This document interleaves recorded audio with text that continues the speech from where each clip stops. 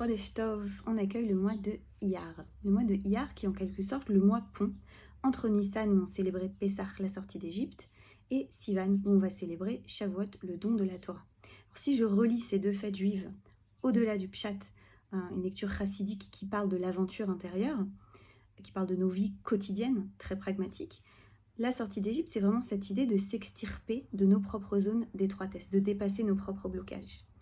Et Shavuot, ça va être notre capacité à sceller des nouvelles alliances, à mettre en place des nouvelles alliances dans nos vies pour pouvoir avancer et créer ensemble et vivre selon des règles qui nous conviennent et qui ne sont pas énoncées de l'extérieur. C'est vraiment ça la liberté, c'est choisir les règles par lesquelles on veut exprimer notre liberté.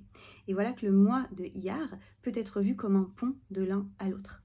C'est ce que semble annoncer le Sefer Yetzira quand il nous dit que le mois de Iyar correspond à la lettre Vav. Vav, c'est la lettre de la liaison.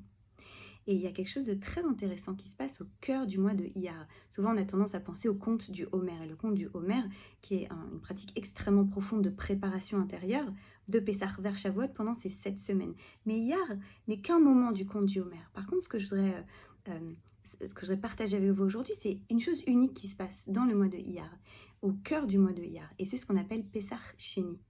Pessah Sheni, le deuxième Pessah. Qu'est-ce qui se passe?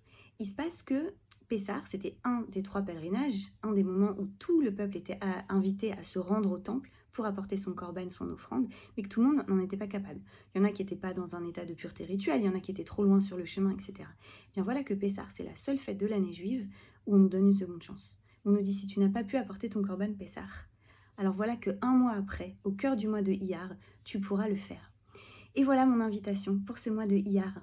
On vient de sortir de Pessah, on vient de sortir de la fête de la liberté. Il y a peut-être eu beaucoup de préparation et peut-être beaucoup de préparation spirituelle et psychologique au Seder et au sens de se libérer de nos propres Égyptes. Et bien, peut-être aussi que parfois on ressort de ces fêtes-là en se disant je suis pas allée jusqu'au bout. J'ai pas fait mon nettoyage de printemps de ma vie, de ma maison jusqu'au bout. Je me suis pas libérée jusqu'au bout. Et bien voilà qu'on a une seconde chance. Et voilà l'invitation ce mois-ci, c'est de se focaliser vraiment sur le cadeau des secondes chances et se dire qu'est-ce que je pourrais faire ce mois-ci pour aller jusqu'au bout de ma propre sortie d'Égypte.